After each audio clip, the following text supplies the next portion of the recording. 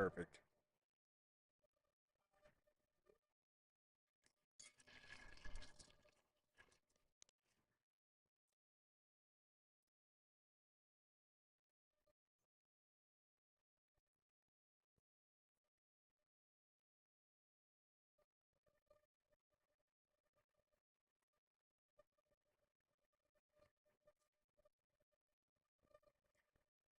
Type something in chat real quick.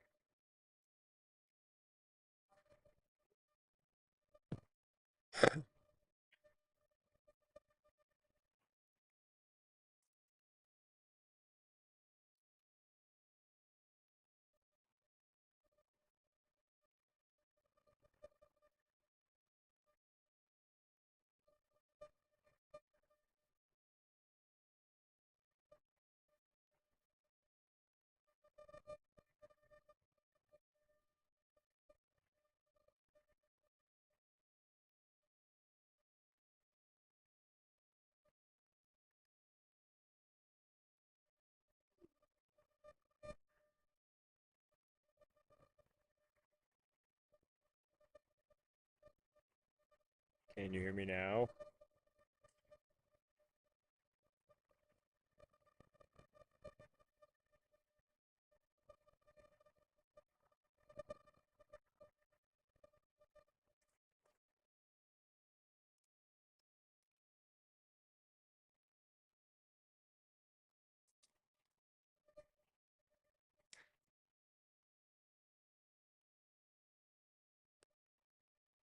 Well, hello everybody.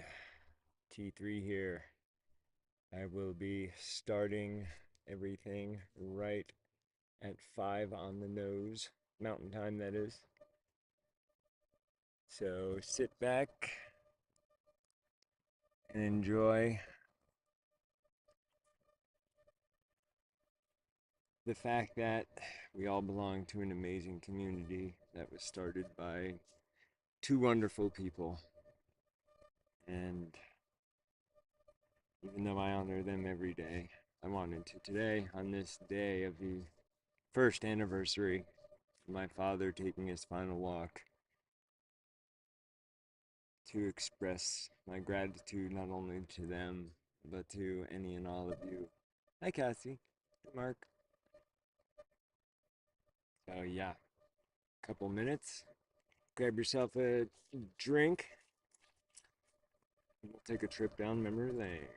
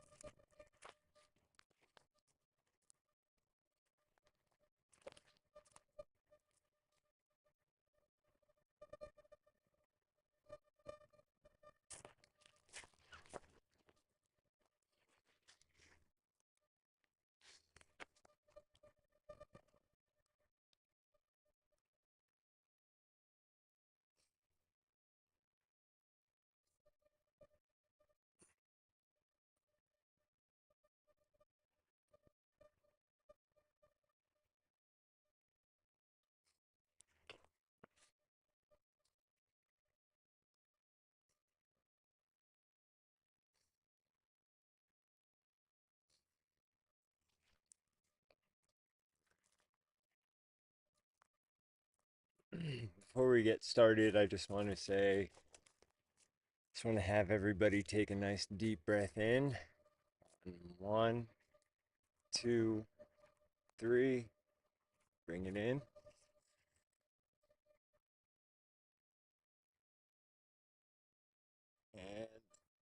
And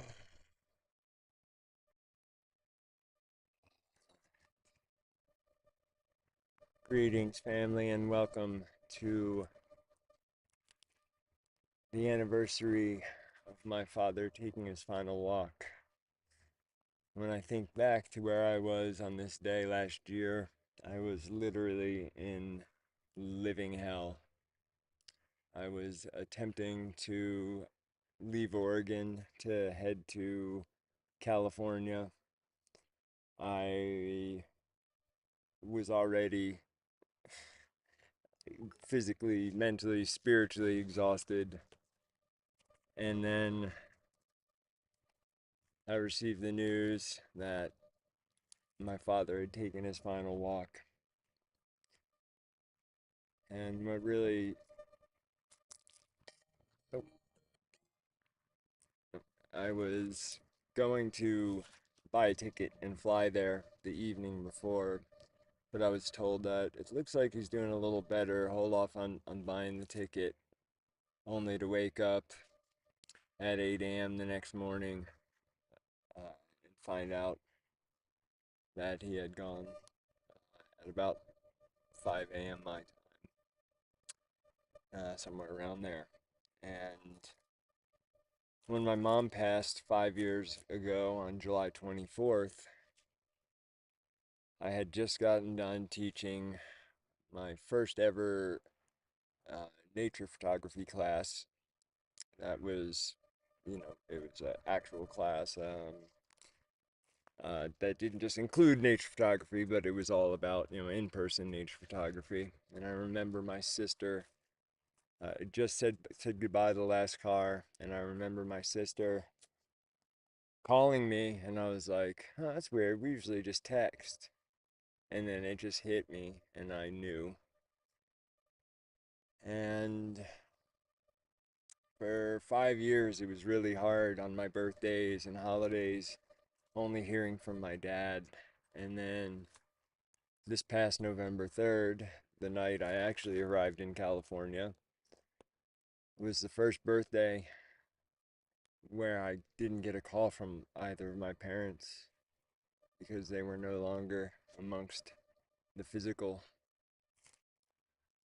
And while, yes, we're supposed to uh, uh, rejoice in those who have transitioned out of the flesh, because luminous beings are we, according to Yoda. It's still tough to not know that that person is in that place. And even though I feel them behind me, them and countless other elders, they guide everything I do. It's not the same. With that being said, I prepared a few different things, and let's get this party started. So when I first left tracker school, I started a school known as the Primitive Arts Collective. And once that became too much money and I had to actually run it like a business, I gave it all up to take a salaried job helping to build a nonprofit. And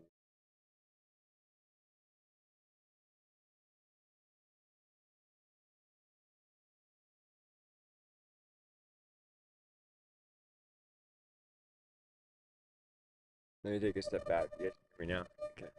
So yeah, so I gave all that up and took a job in Virginia with three friends to build this nonprofit organization.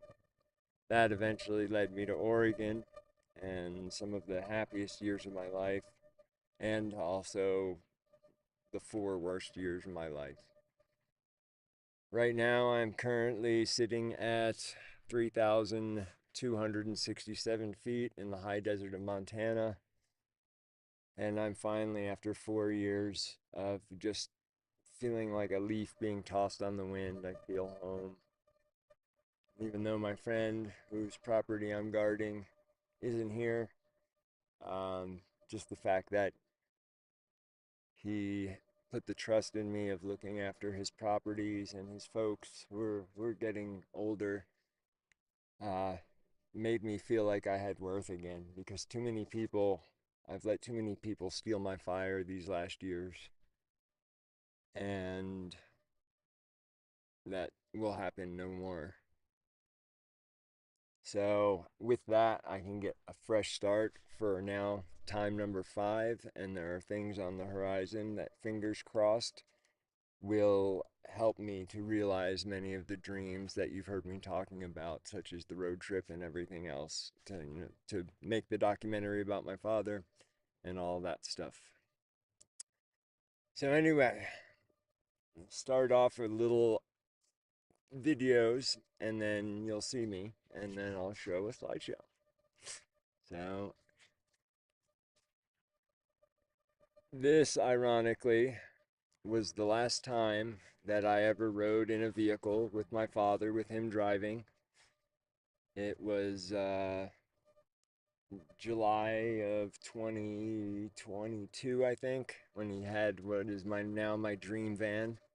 And I was flying my drone in the Pine Barrens, following him down that old sand road. So check this out.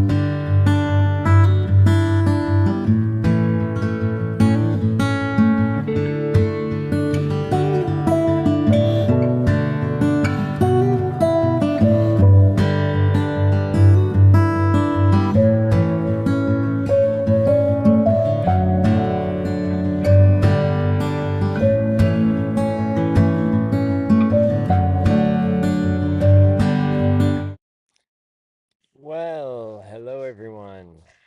Let me get a positive check from somebody that you can see and hear me. Somebody? Anybody?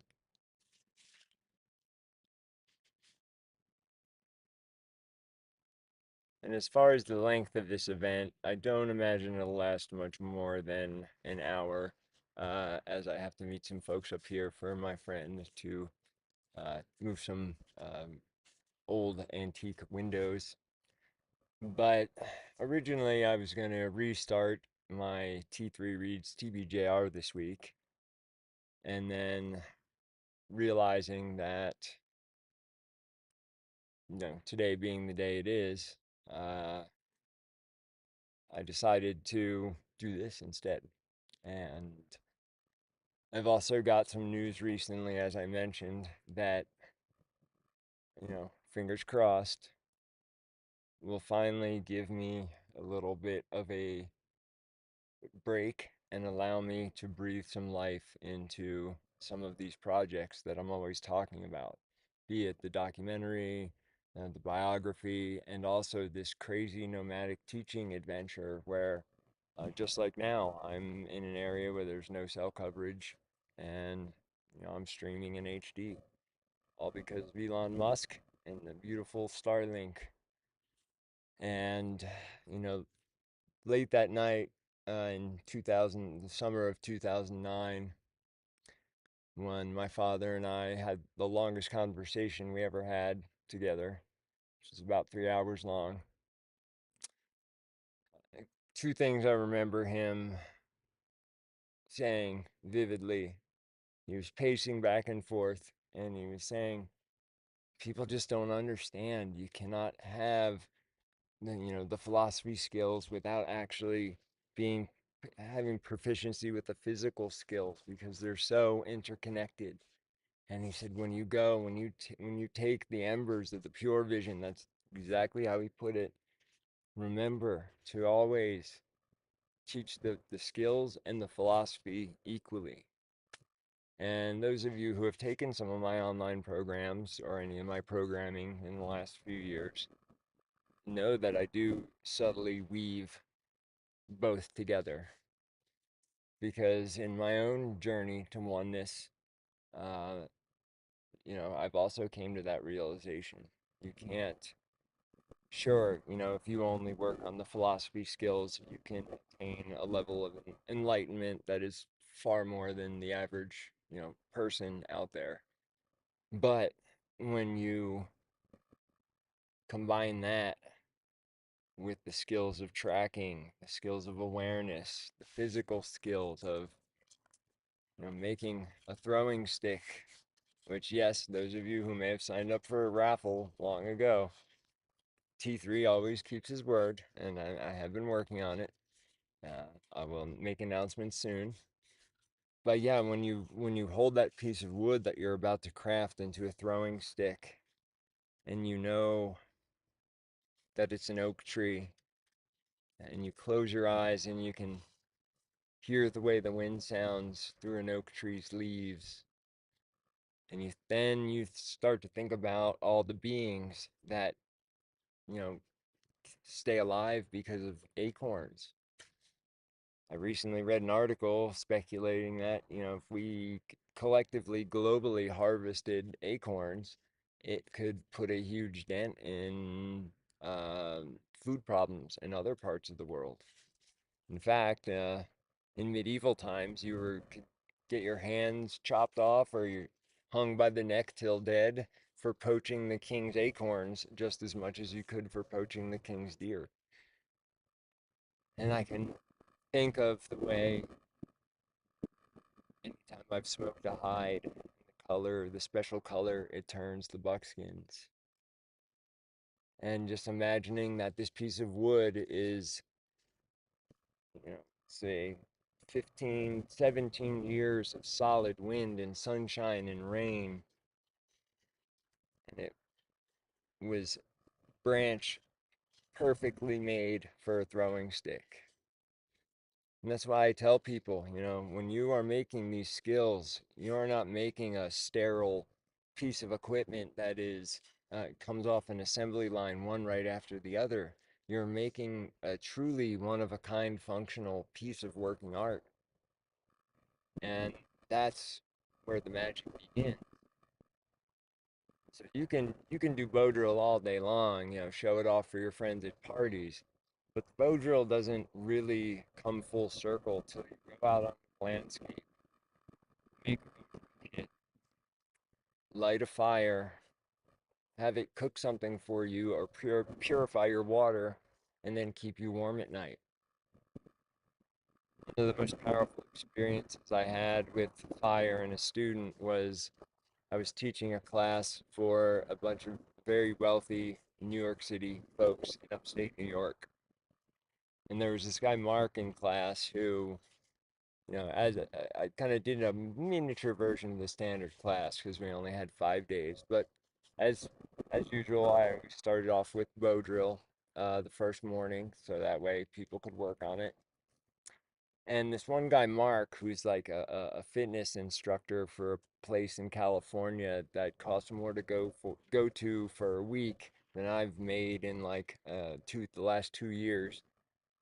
Uh, just couldn't get it and couldn't get it. And so that day of class, it was the last full day of class, was also going to be the primitive cooking demonstration, which was going to be hands-on. So I had gotten up pre-sunrise to start prepping and was about ready to get everybody up. And just as I go to yell, wake up or wake the F up, I hear eek, eek, eek, eek, eek, eek. And I'm like, oh man, it's Mark. He's got some dedication. So I held my breath for a minute and I walked up slowly up to Mark and I watched him and I coached him a little bit. And there he goes, gets his first coal. And I'm like, where's your tinder? You have your tinder ready? And he's shaking. And he gets that coal into it. And keep in mind, we'd done no fire structure building yet or anything. It was going to be a full start to finish cooking demonstration with their assistants. So I said, get the coal in there, give it some air. Don't blow on it too hard. And I very quickly ran around and gathered enough stuff for a small fire structure. And then I kind of had him walk over towards the fire pit, and he blew that tinder bundle into flames and he put it into the fire structure I built. And I was like, good job, buddy. You did it. And then I quickly turned and said, wake the fuck up, everybody. And everybody gets up all groggily, and I'm adding sticks to the fire. Anyway, flash forward to the end of the day. We're all gathered up in a circle after this delicious meal where we ate seafood and, all the methods and more that you would have learned at your standard class. And much thanks to my man Jorge for, giving me some extra lessons in the primitive cooking department. But in a moment of silence and talking, I said, yeah, I just wanted to thank Mark here because after 5 days of struggling, Mark got his first bow drill coal this morning before you all got up, and that one single ember is responsible for the delicious meal that we all just ate. And Mark like looks at me and his eyes go wide and then he just starts sobbing. That's what I mean when I talk about when all the realizations, when all the lessons click into place. Thinking that all that effort and energy he put into learning this new skill and then realizing it in a very real way that, provided the fire that cooked, the most ridiculous amount of high-end food I've ever cooked around a campfire. I mean, we were cooking Kobe beef steaks that were, I'm not even going to tell you how much they cost, but it's experiences like that that keep me going as an educator. Even though I've been doing bow drill for 46 years, or 45 years, no, maybe a little less, a long time. There are still times I fail at it. And the times I do fail, and I really sit and ask the sacred question about it, it's either because I was rushing or I wasn't being thankful enough. Or in the last time I failed bow drill was last winter in front of a group of 10 Waldorf kids, and I had left my spindle out on my porch in the Pacific Northwest, middle of the winter, and it my fireboard and the rest of my kit was inside. And my landlady had asked me to do a fire demonstration for these kids, and I knew the spindle was out there, and I was just like, oh, whatever. I've been doing bow drill forever. Oh my God, let me tell you how embarrassing that was to fail bow drill in front of a group of kids. Luckily, I had a hand drill kit nearby and was able to save the show. But yeah, the things I live for are seeing people or find that track that they've been searching or finally figuring out the reverse rat. Even though it is the simplest thing on earth to do, but to teach it, it's so difficult to explain those finite ants. And I think back my whole life and all I've ever known and all I ever will know are these skills and the philosophies behind them. I have such vivid memories of a time long ago, as you'll see here soon with the slideshow, of my father getting me up before dawn so we could go start cooking for the students. And he'd be with the class all day, and then same thing, and he was always just full of excitement and joy and ready to do anything at a moment's notice. And around about the time his publishers really pumped up the volume on his works, changed a few things and kind of made him into combination of Indiana Jones and Doctor Strange. Um, all of a sudden, the people that were coming to the school weren't just people that were everyday folks coming to learn in, interesting skills from a guy in New Jersey. All of a sudden, people came seeking somebody who had all the answers, somebody to tell them what to do. And my father at the time, partially due to his upbringing, uh, didn't have the skills to helpfully cope with all of a sudden going from, as he dedicates in one of his first edition books to my mother, an unemployed woodcutter to a, world famous person who was on Johnny Carson and David Letterman in the same week. And he all of a sudden became terrified of people seeing him as a fallible human man. A while ago, I made a video called From My Dad to My Father, where it's a journal entry of his that I possess, where he talks about, how he wasn't sure anymore if he was doing writing things filtered through his soul, or was he writing things that were watered down and more palatable for the masses? And he also, at the end, it just brings me to tears. He talks about how he was terrified to go for a walk in the woods with somebody alone for fear of stepping on a stick and breaking it and being judged for that. So that caused him to, at some point in the late 80s, my dad was replaced with my father, who, they're one and the same. But my father was a lot more distant during those times. And of course, that's right around the time my mom and dad divorced. It was, my mom tells me 3 days before the start of seventh grade that oh, what's that?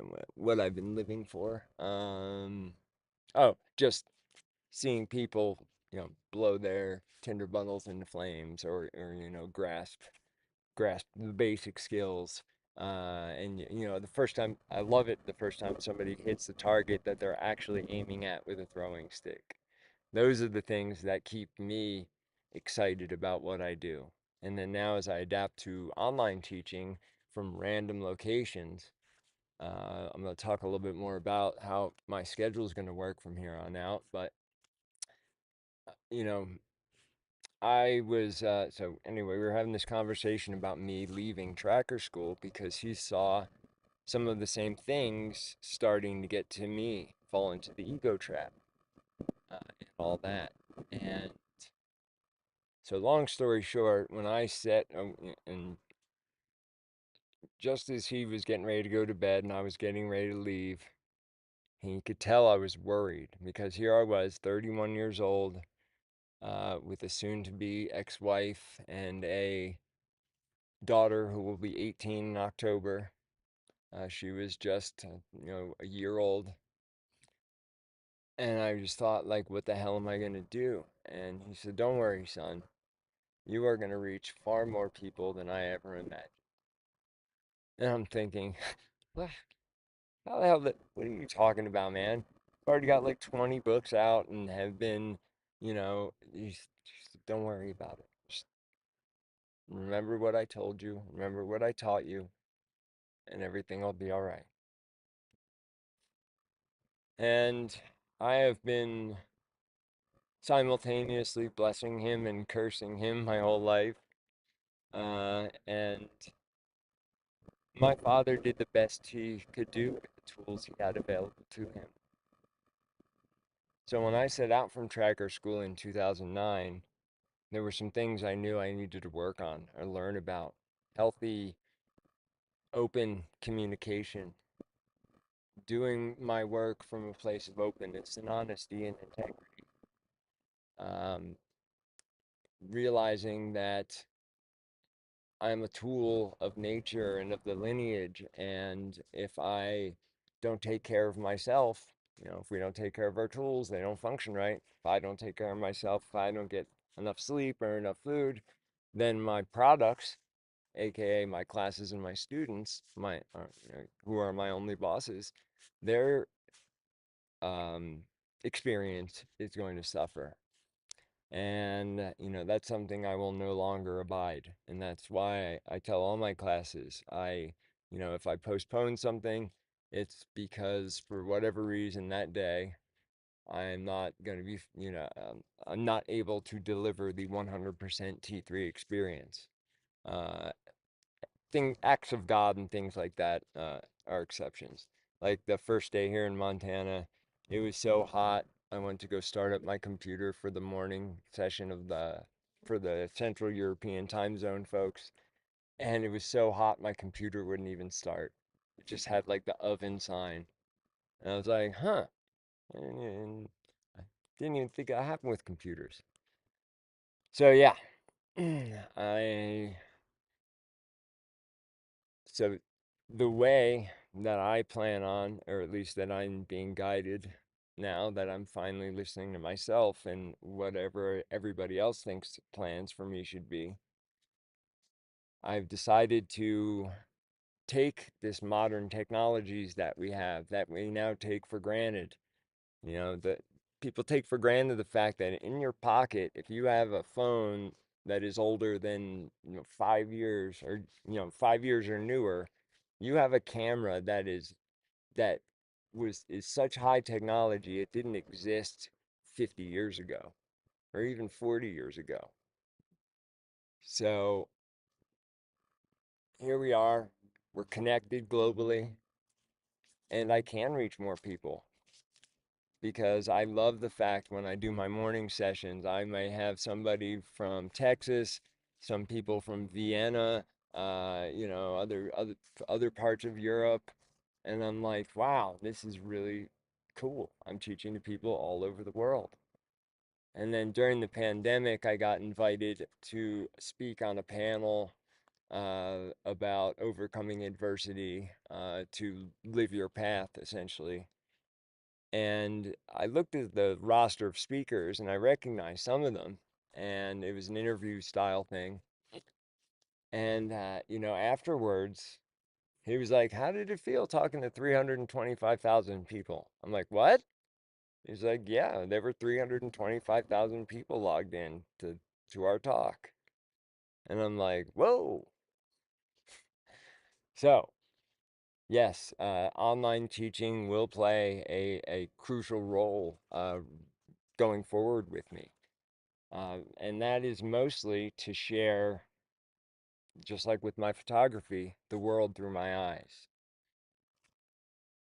I plan on spending the better part of the next 2 years going as Intervision directs to, as I said, interview people and also spend extended periods of time in places and saying, hey, everybody, I'm in blah, blah, blah city. If you want a one on one or you want to put together a small group of people, I will bring the skills to you. I'm literally going to get a magnet sign that says SKILLZ dash 2 dash U.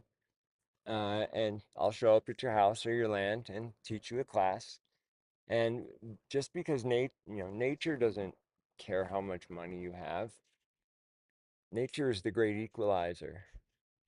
So that's why all of my programming operates either as a pay what you will or a sliding scale model. Because, and if I could afford to, I would give it all away for free, no questions asked. But I do need to do things like eat and now replace a starter. It's looking like, um, and the amount of money it costs to run Zoom and my website and all that stuff. But as I said, I am, fingers crossed, have some belief and relief coming soon that is going to allow me to catapult past all the obstacles I've faced these last 4 years, and in a much happier for me, healthier for me way. Because just like my father, when you do what you love for work, you do it 7 days a week, 24 hours a day. Everything I do, even when I showed up here in Montana with $56 to my name, and dealing with horrendous heat, and a ton of stress, which are two of the biggest triggers for my 40-year-long relationship with Lyme disease. I All I'm ever doing is thinking about, wow, how can I adapt this to my teachings? And so another thing I'm going to do is, as I travel around the country, I'm going to be holding classes that might be announced, like a week or so in advance, where whatever area I'm in, we are going to do a class, online class that is based on, all right, you let's say you're finding yourself and you're lost in the woods in the late summer in the high desert of Montana. How do you go about providing yourself with the sacred order? And which one do you start with on the sacred order? Because even though that's a general, shelter, water, fire, food, depending on the time of year, depending on the location, some of those might be more or less important than others. So yeah, and then all sorts of random, live streams. If I'm just driving and I see something beautiful and I want to show it to you, I will. I now have a small drone that can follow me or fly behind as I'm walking towards it, so I can do much more dynamic online education.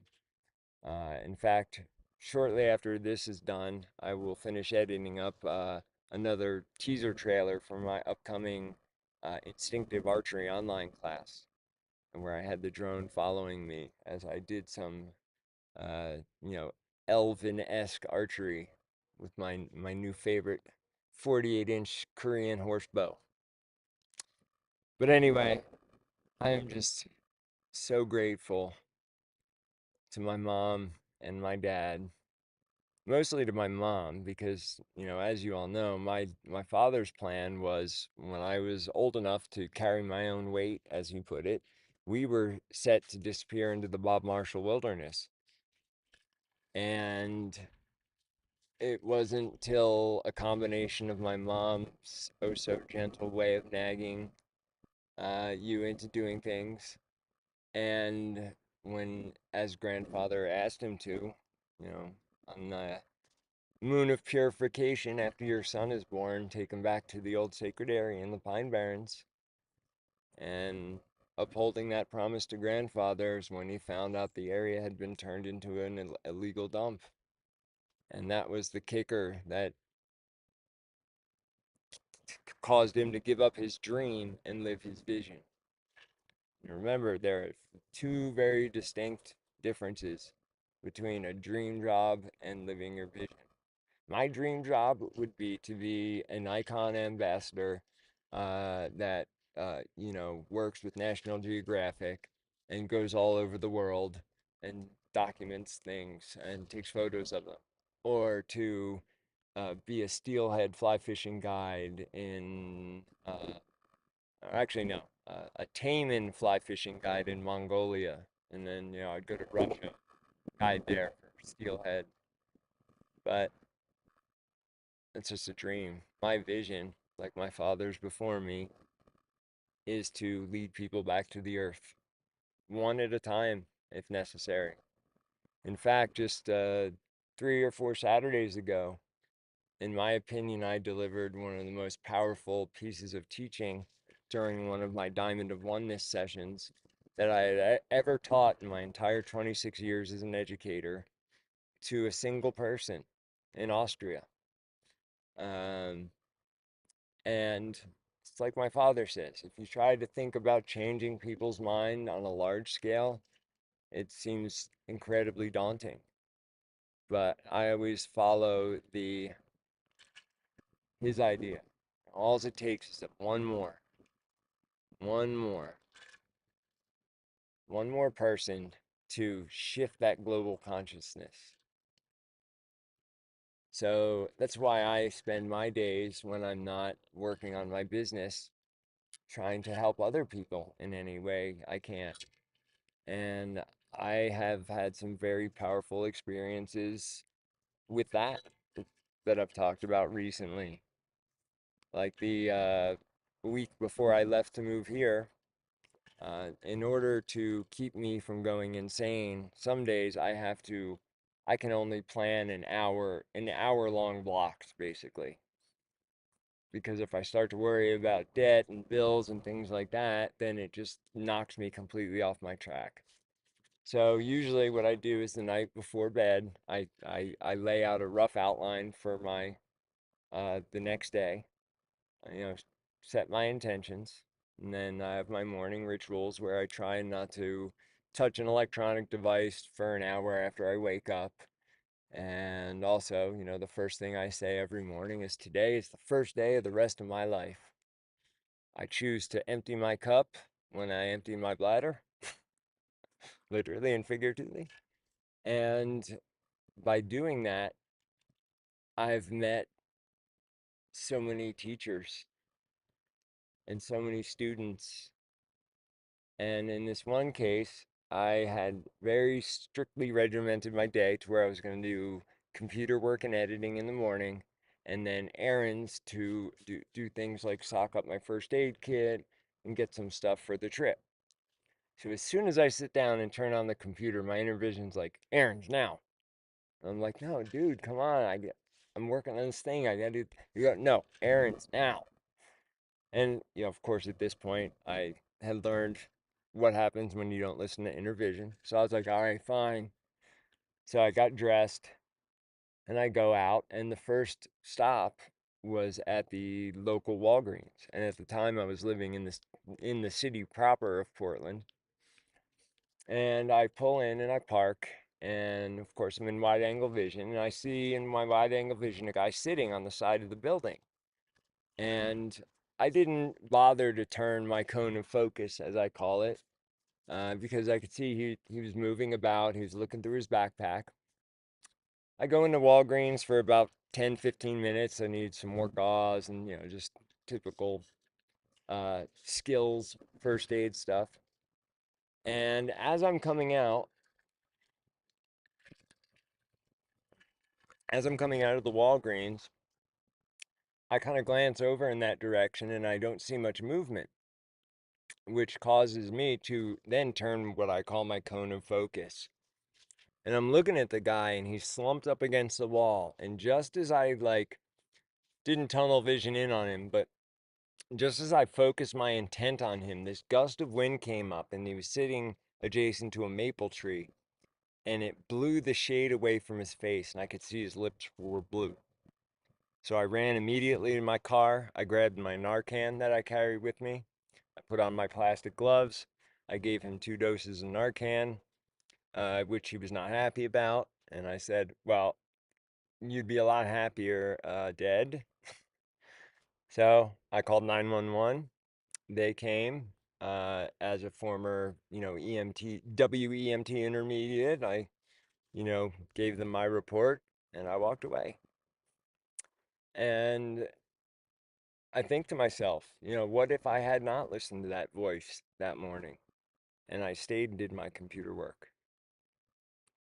And those are the gifts and the teachings that I am so forever grateful for.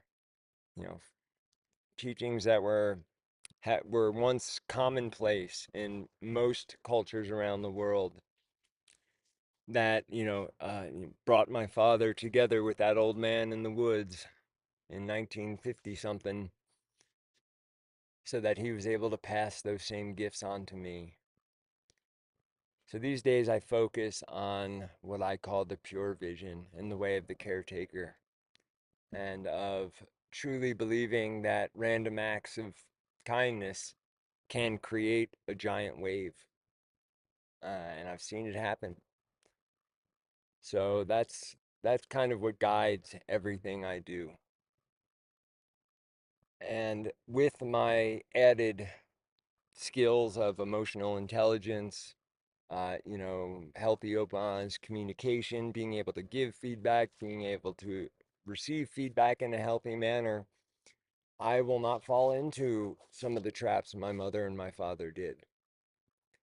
I'm able to have close relationships with many of my students. Any of you, I can see several of you on the chat list there who I talk to on a pretty regular basis because I love it when people call me with questions, which the sad side of that coin is in my what I call my 4 years of struggle before I made it here. There were people I would reach out to who I highly respected, who were successful business people. And in my journal, for every 20 times I would reach out to any random person, on average, I would get one response, and it would usually be something like Google it, or they would just tell me what I had learned on my own that took 3 times as long. Whereas if they would have just picked up the phone, knowing I was struggling to learn how to be a business person, they could have helped me solve it then and saved me a whole bunch of time and aggravation. And personally, when one of my students, one of my friends, one of my peers calls and asks me for advice, I'm honored by that. And, even if I think their problem is complete horse crap, I still genuinely try to fit into their shoes and genuinely feel what they're feeling. Because while it may seem meaningless to us, to them, it's very real. So never fall into that same old trap of thinking, that just because someone else's thing is, it seems so simple, and why don't they just do this, or why don't they just do that? You know, Yeah, truly try to feel those emotions. One of my biggest mentors in these areas, is the great and powerful Mr. Victor Wooten, who taught me how to deal with being a public figure and teaching and pouring everything you have into your teaching and still having reserves left over to sit with people afterwards. I've known Victor since I was 7 years old, and then as I got up into my teenage years and then my wandering years, I've probably seen him play in concert, I'd say easily 50 to 60 plus times. And I was always amazed that after every show, we'd be walking around the grounds of a festival, and just person after person would come up to him. And I still remember the first time it happened because I expected him to act kind of the way my dad would at times and say, like, I'm busy. Or, I used to have to, during the standard class, say, no, please give my dad his space, don't ask him questions. But, like, I just remember this person coming up to Victor, and I was just watching, and I watched Victor do the most amazing thing ever. I watched Victor transform this person who is idolizing Victor, bring him right up to the same level of fame, and was just as interested in what this guy had to say as this guy was interested in Victor, and genuinely from the heart. And then another turning point with him came this past February, where I got to the first time I've seen him and his four brothers play together, and they played a hour and a half long, fully improvised set of music. Each of them been playing together for 50 plus years. And if you want to talk about a prime example of making a tool an extension of your body, you need look no further than them, because it's hard to tell where the instrument starts and the person begins and vice versa. I watched them, all of them, pour every ounce of what they had into that performance to the point where I was like sobbing with joy, and every atom in my body was vibrating because I was just trying to take it all in. And it was like a sonic shockwave that blasted a lot of the crud that had been holding me back away. And then afterwards, you know, they do a meet and greet type thing. And I took my space at the back of the line, and he sees me and he's like, T3, get your ass back here. And he like flips up the bar, and all these people are looking at me like, this guy, he gets to go right up to Victor. And I just gave him a hug and I was crying and I just thanked him so much because he's been a huge mentor of mine on how to not fall into that trap so I can be there for my students. A class with me doesn't end when the class ends. It doesn't matter if you took a class from me 20 years ago or 20 days ago. If you call me or email me with a question, I will put everything I have into giving you or pointing you in the direction of the answer that you seek. And my mom was an amazing woman. And one of the things that, as my parents got older, and my mom was 15 years older than my dad, 14 years older. I had imagined that I would be in a place to where I'd be able to take care of her better. And I wasn't. And she, at the time, was living down in Georgia. And she moved down there to be grandma to my nieces and nephews who are now in their 30s. And an incident happened. And she chose this one incident, which while upsetting on the family level, it wasn't the end of the world. The grandkids were still there. She could still be grandma. But she chose to slowly give away the last of her life over the course of the next 10 years based on this one upset that she didn't have the tools to process through that I now have as well. And frankly, you know, uh, my both of my parents' stubborn resilience, which I consider to be, I've learned how to turn it into a very positive thing. Is probably the only reason I'm still standing right now. But I can do it in a much more healthy and positive manner. So I'm grateful to them for, my mom was a nurse, my father was an unemployed woodcutter. And if you read a blog post I put out recently, I wrote the inscription he wrote to her on the inside of the first copy of Nature Observation and Awareness. He says something to the effect of, how much he loved her and how she was the only one who chose to sit and listen to the stories and the teachings and the philosophies of an unemployed woodcutter and convinced him to change the world. And that in many ways, my mother was more important in his life than Stalking Wolf was. And those of you who are in here, might remember my mom. We left in about 1992 or so. My mom was an amazing woman. She was my father was the front man, as they say, the face man, and she did everything else. I still remember going shopping for classes with her, and we'd have 7 shopping carts like strapped together, full of food, and we'd go to Laneco up in outside of Flemington, Pennsylvania.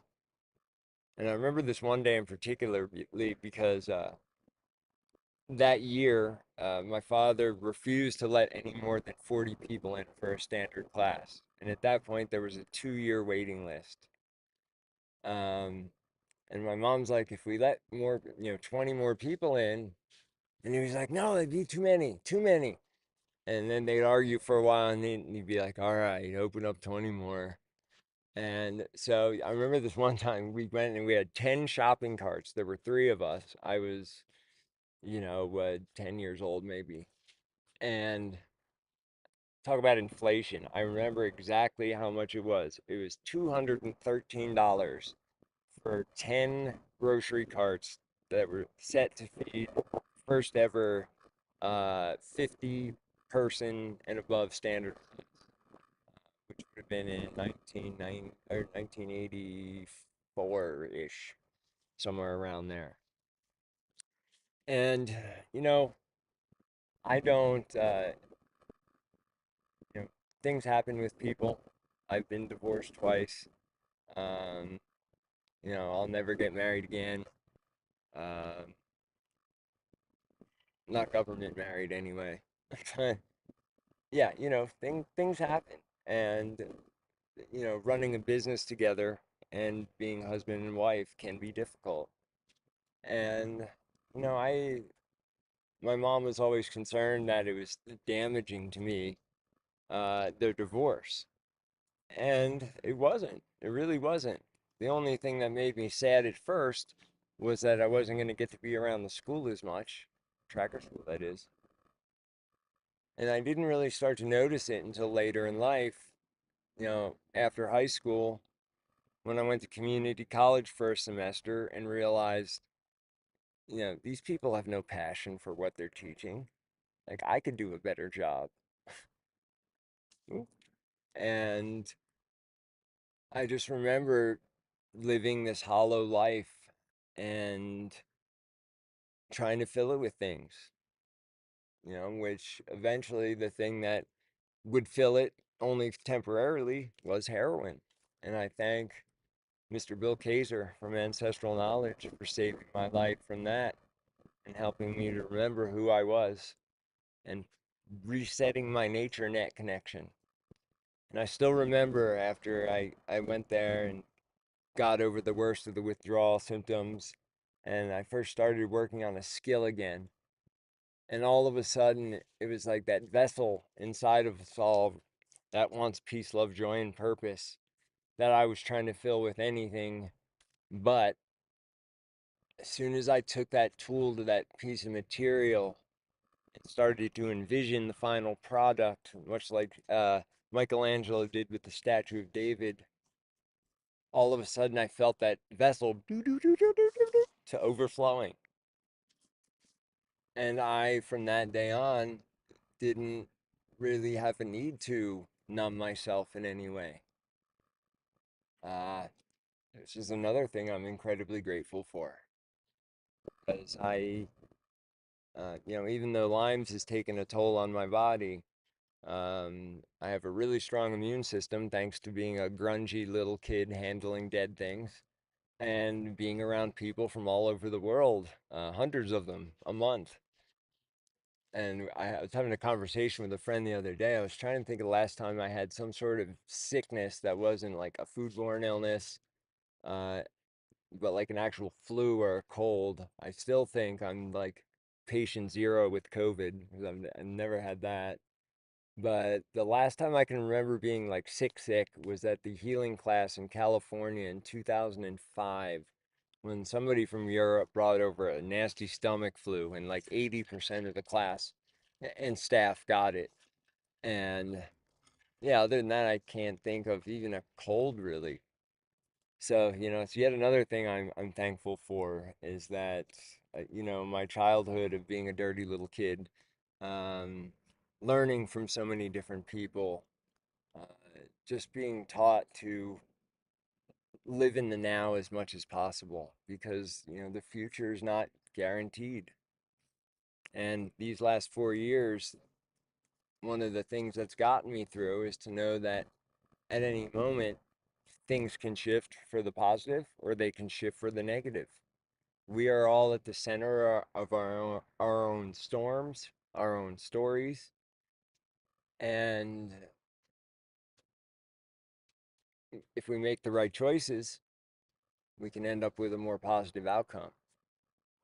But there's always more than one way to skin a cat, as they say. So that's why, one of the reasons I teach the principles of a way skills work, the physical skills I teach work.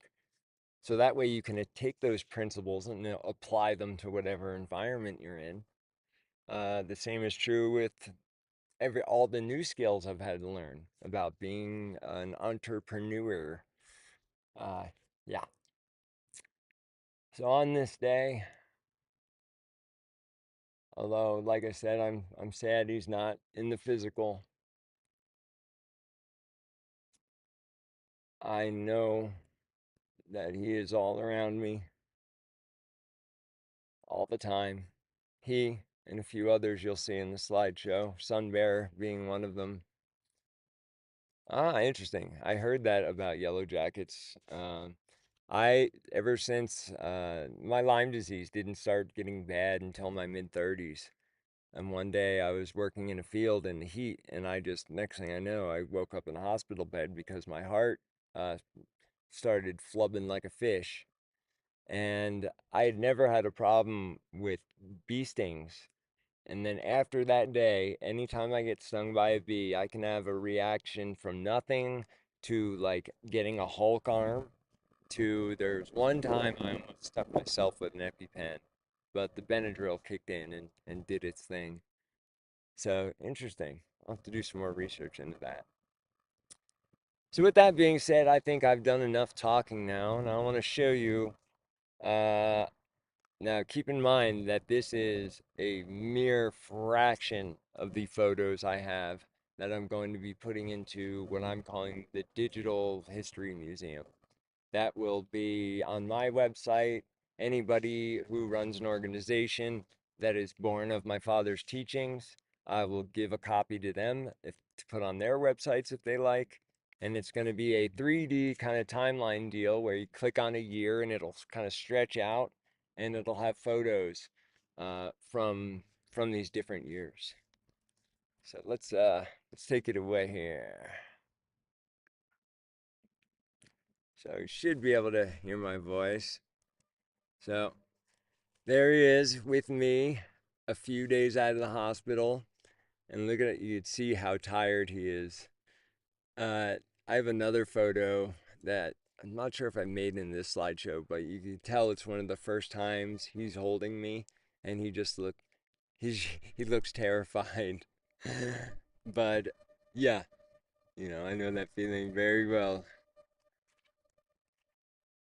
Let's see if so, people often say, I've encountered this many times over the years that, Tom Brown never worked any skills. He's all fake. And I'm like, oh, yeah? Well, here's a picture of him scraping a hide. Here's a picture of him sinew bagging a bow. Here's a picture of him doing fire thong. So I used to kind of relish in uploading those things like that. And, you know, telling people, yes, my father is very skilled. In fact, one of my favorite classes ever. Ah, so there's my father. Oop. So that previous shot, I don't want to hit any buttons and mess up the order. No, I just can't go back. And the previous shot was him and our grandparents. Were from Scotland, and it was him as a youngling. And it's funny, when we were both young, we both looked exactly the same. And this is a photo I found as I was trying to pick out one of the many thousands that I have of him skinning a snake. Getting ready to snake skin back a bow.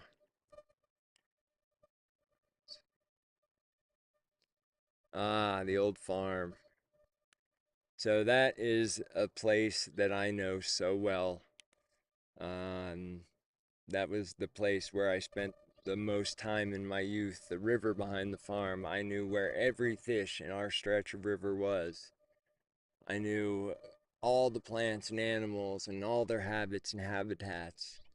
We had the next farmer over had a field that was full of quartz crystals. I found a double terminated quartz crystal that was like that big once, crystal clear.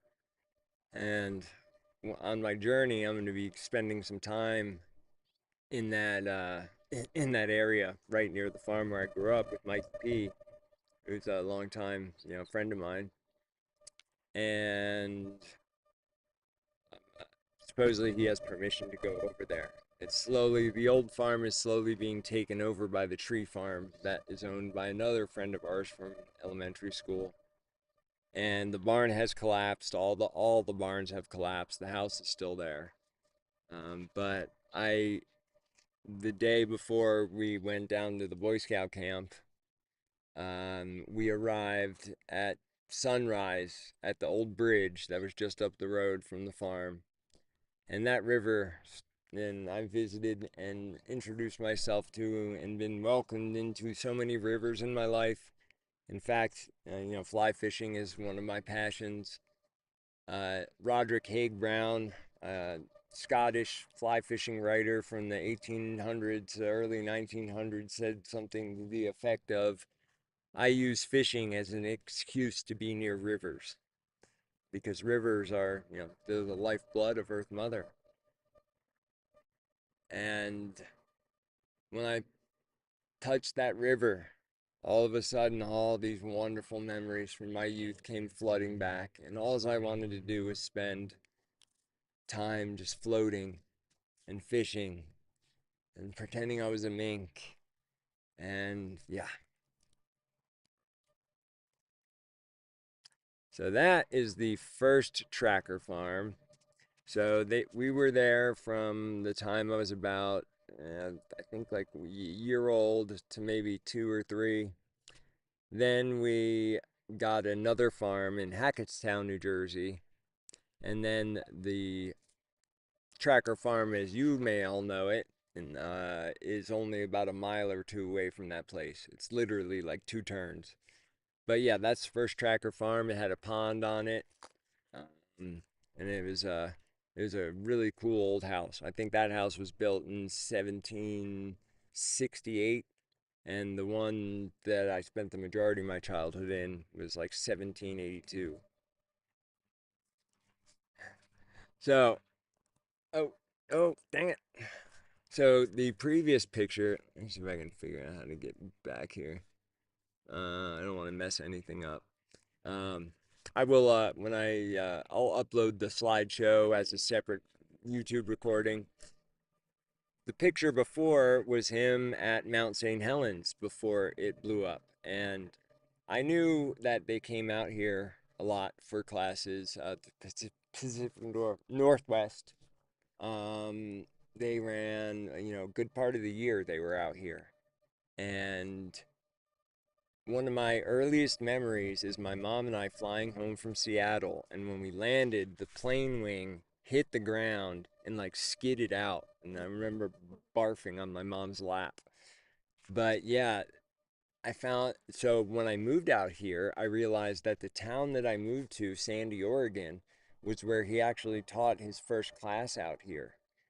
And there are elders galore from my childhood who have given me many of the already thousands of photos I had.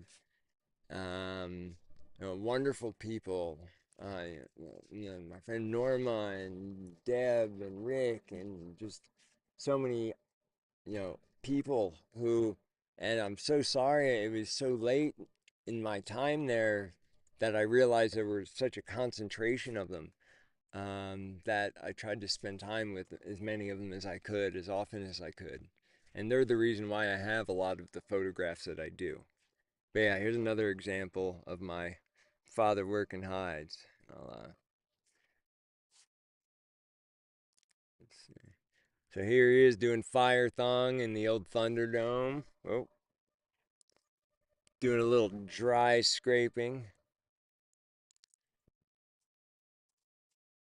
Uh, my favorites are always him teaching the stuff. So he went from this very distinct pattern where he would teach the whole lecture of a thing and do the demonstrations. Then at a certain point, he would introduce every topic and then turn it over to an assistant instructor to teach you the technique and form. But I still would love the times, even in his older years, when he's gray, down there demonstrating what a bound walker does.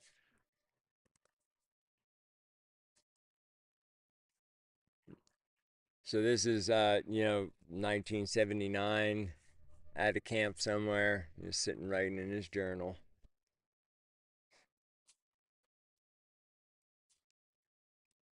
There's my mom and my dad at, I forgot what wedding anniversary that was, but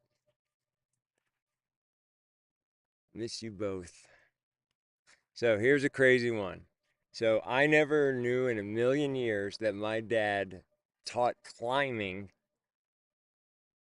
not like modern climbing, but like, let's see if it's the next slide. Oh, there's another slide where he's teaching rappelling, where he has the harness made out of manila rope, like like pretty thin cable, the stuff he was holding. And I'm like, oh my God, that must be so painful to do that.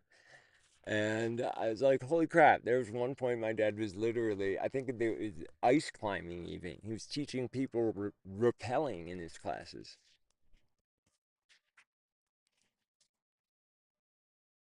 And there's me, November 3rd, 1978. Oh, so then came the perm years. Uh, the perm era was in full effect. I remember he and my mom used to go on the same day to get their perms done.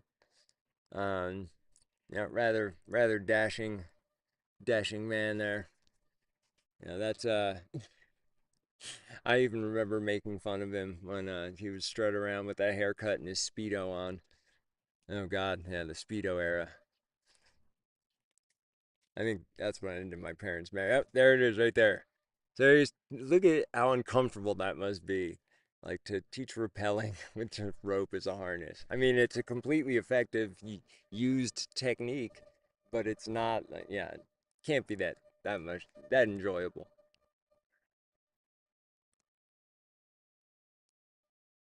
So so hopefully you guys can read it. So that is a picture from the first ever Philosophy 2 class, aka Advanced Philosophy. And they erected an idol to him called Tombo.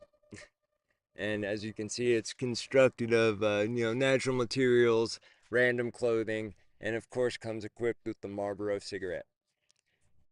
One of the couple things that always amazed me about my father is his impeccable penmanship. He could write out a whole whiteboard and it looked like it was on a ruler's edge. And then I would often be driving in the car with him and he'd light a cigarette and I would never see him ash it. And I was just like, how does that happen? Where does it go?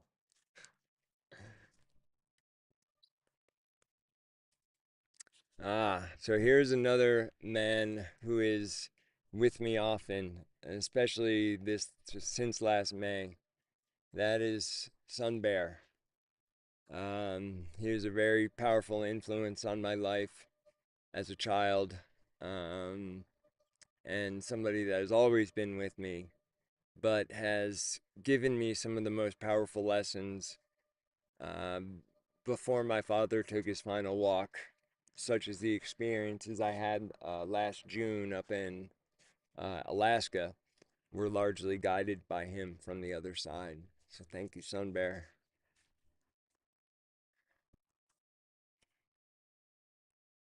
So here's me and my dad right as I was old enough to legally hunt with a firearm, although I was hunting younger than that. That was our first ever duck trip. And that was our dog Flounder. And I actually almost shot my father's face off that day because we were sitting in the duck boat and these canals and these ducks come flying just over the surface of the water. So my dad is sitting to the left of me and I'm like, oh, here comes two ducks. And I put my shotgun and I go like this, and just as my dad's leaning forward to like look, and I almost seriously shot his face off. And yeah, we both laughed about it afterwards. But firearm safety, number one. Figured I'd throw that one in there just because I'm awful cute. So these are the times I remember best. Being muddy with him, just always happy and always ready to go, and squeezing every drop out of every day of life. And that's all I try to do now is count my blessings, be thankful, and know that, you know, everything is going to be all right. Here's right before one of my favorite class experiences ever. It's when we would go do the float at the Medicine Waters. Um, Anybody who's ever done river floating as a meditative exercise knows how powerful it can be. That's something.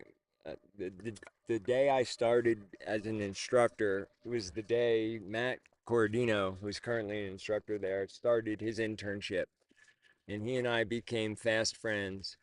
And we used to go float the river behind the old farm when it was like torrentially dangerous after getting huge amounts of rain. And there's nothing more powerful than floating in this river that could just crush you and drown you and just surrendering and just slowly start making your way towards the bank and getting out at just the right time. But yeah, Medicine Waters, I miss that place. It's I heard it's pretty trash now. Here he is demonstrating snap bows. I'm working on one of those right now myself. So, there is my grandma. My grandma was one of the sweetest, kindest women on the planet.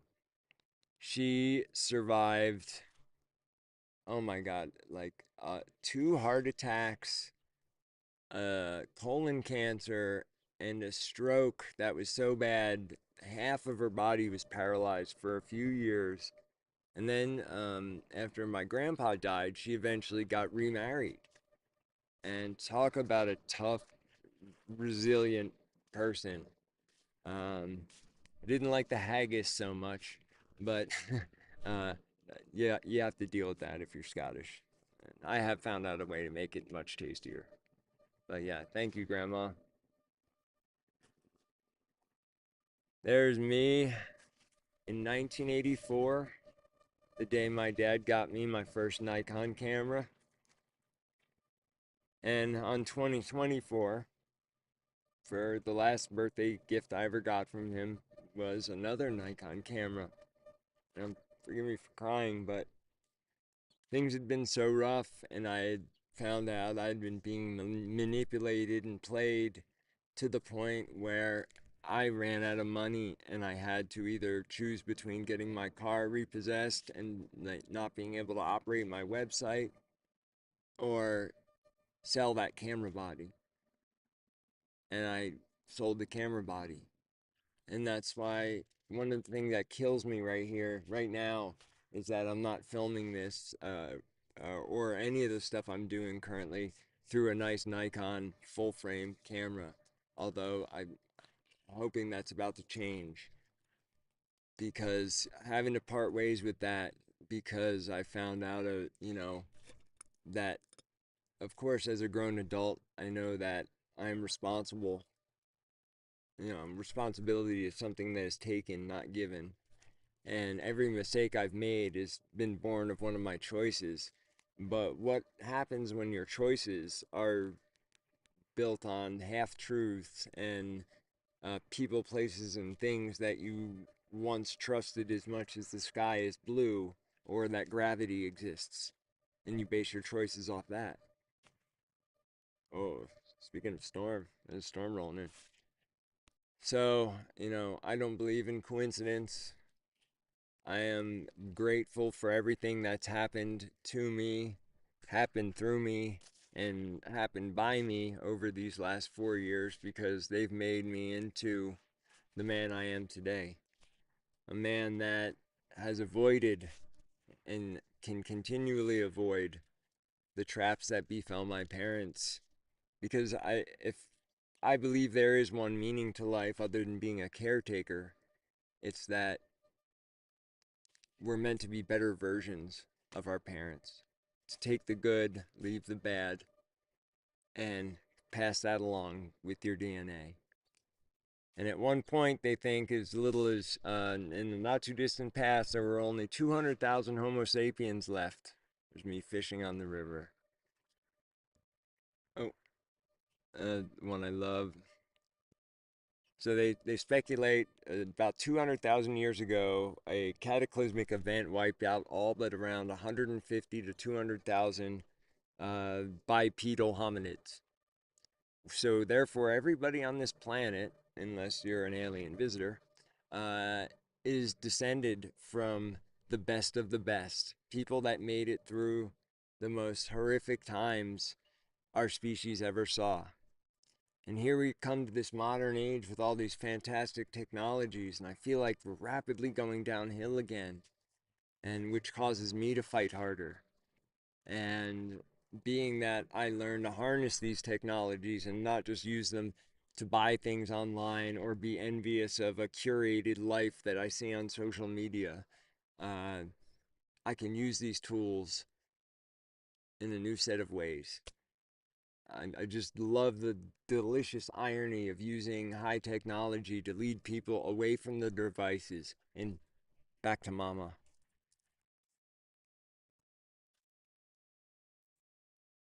Oh, another one the day I was born.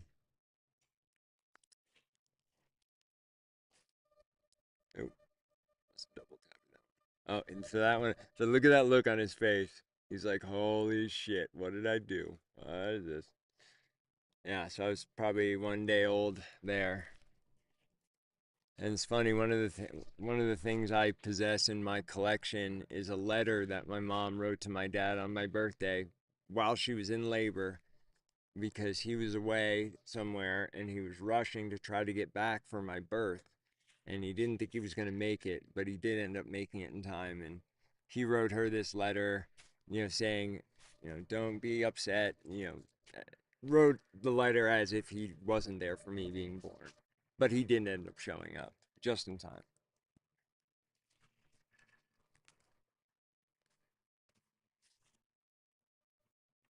Mm. There's the wedding day. My Uncle Jim is somewhere off to the side there. My mom, grandma, and grandpa down in Wannamassa, New Jersey. And that right there, that first kiss, that spark that built a blaze so bright that it spread across the world through my father's words, through my words, through my brother River's words, and all of us who are educators who come from that lineage, and all of you who have have woven the principles, the teachings throughout your everyday life, leading to this bright shininess that people are drawn towards. That's why we do the work we do. And it all started right there and right then.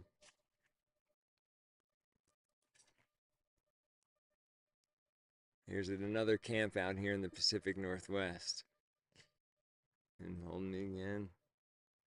There he is, sending you back in a bow, looking like a 12-year-old with a beard. Oh, yeah, like that one. We used to get firewood delivered, and that was also a favorite time of mine because my father loved to split wood, and I loved to move wood. And that's how I got really good at throwing tomahawks, actually. And so, yeah, we would always have a good time together as father and son, stacking firewood. Oh, yeah, big storm coming.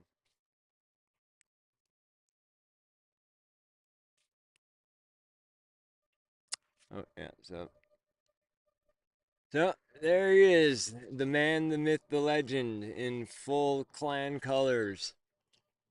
And I actually heard a very interesting story. I'll wrap it up with this. Is that, uh, you know, traditionally our family's last name was not Brown, it was McLaughlin. And the reason it got changed to Brown was because in the 1600s there was this bitter clan feud in the Highlands of Scotland, and our clan was getting the crap kicked out of it by another clan. And in order to save the clan, they decided to change the name to Brown. And that's how, that's why I'm Thomas Hockey Brown. And Hockey, a hawk is a hill in Highland, and a hill in kind of the Scottish dialect. So a hockey is just somebody that lives in the hills, Highlander. So I share that same name with my father and my grandfather. Oh, back to the snake. So,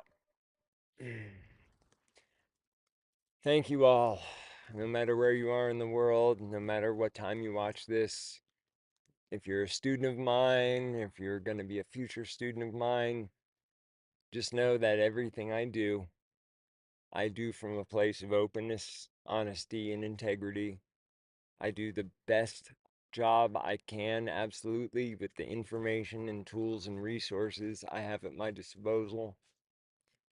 I don't do this work to seek fame or influence over people other than to get their asses out into the woods. And the real reason why I do this work is because I have seen it create countless miracles. I have seen people spontaneously healed, not just by like a healing class, but simply just truly connecting back to the earth. We may think the age of miracles is gone, but every time I walk outside and I slow my movements down and move into that slow fox walk and wide angle vision, I reach that place of miracles. And that's where I try to do all of my teaching from.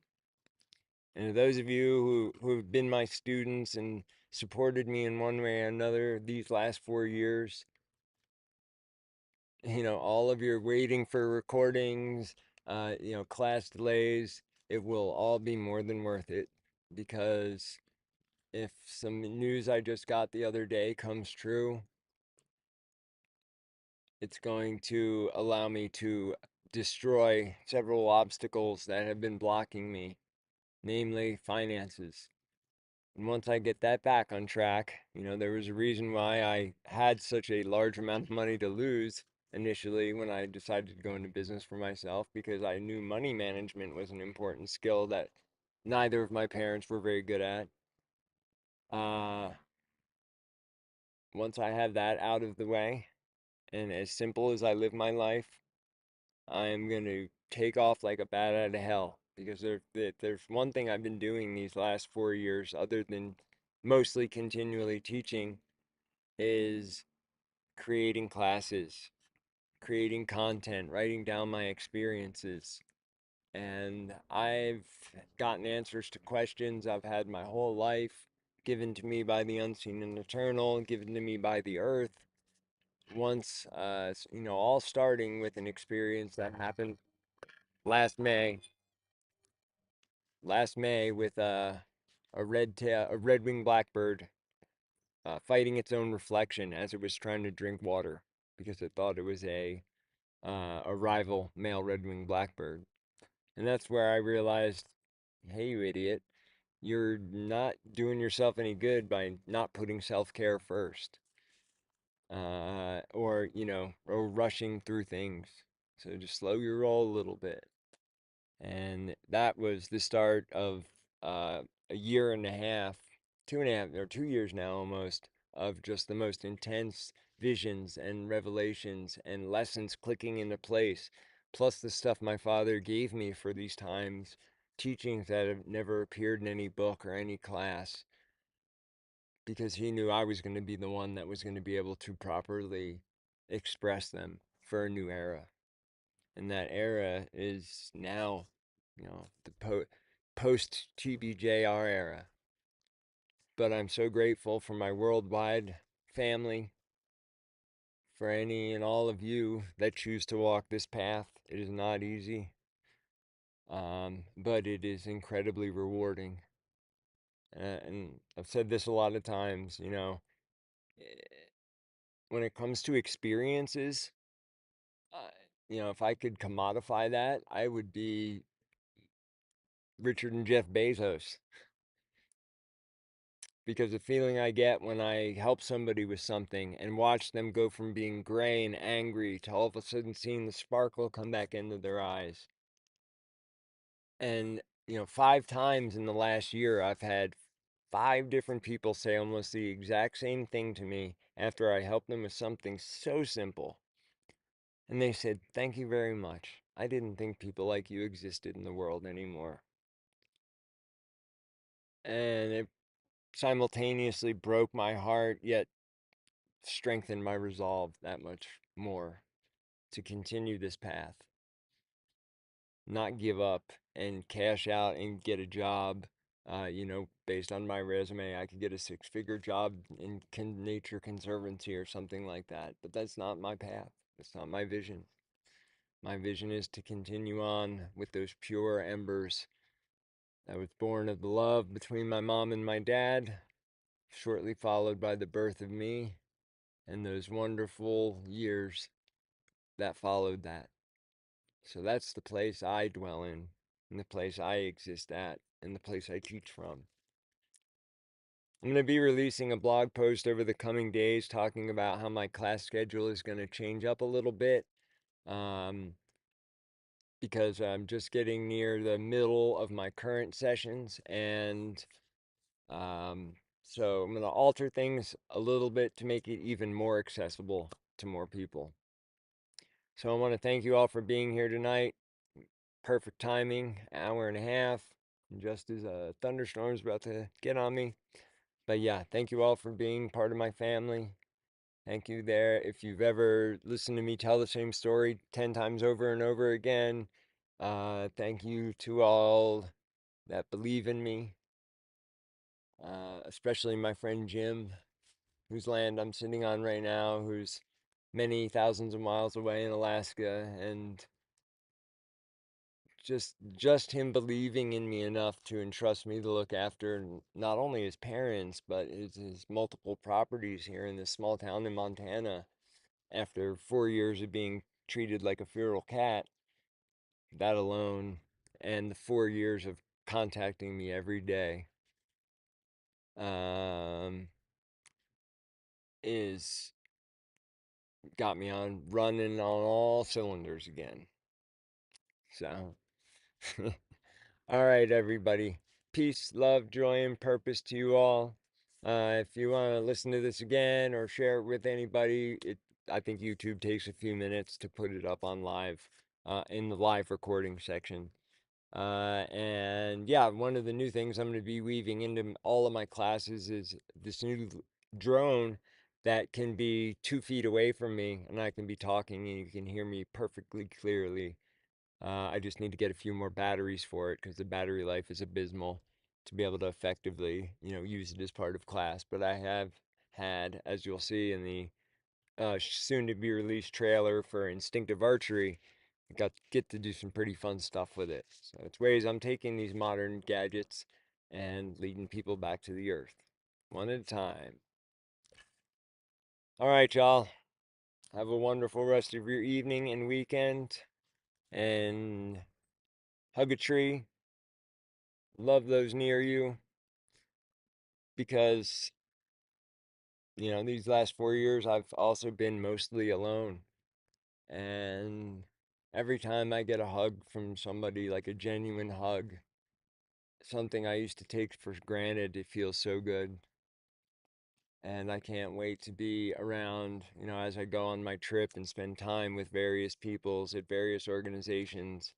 I can't wait to feel part of a community again. Thank you all very much for helping me get through this tough slideshow, because it took me way longer to make because these photos are fragile, and I was crying, and I'm like trying not to cry on these fragile photos. It was pretty funny. But yes, thank you all so much. Peace, love, joy, and purpose to you all. And stay tuned. By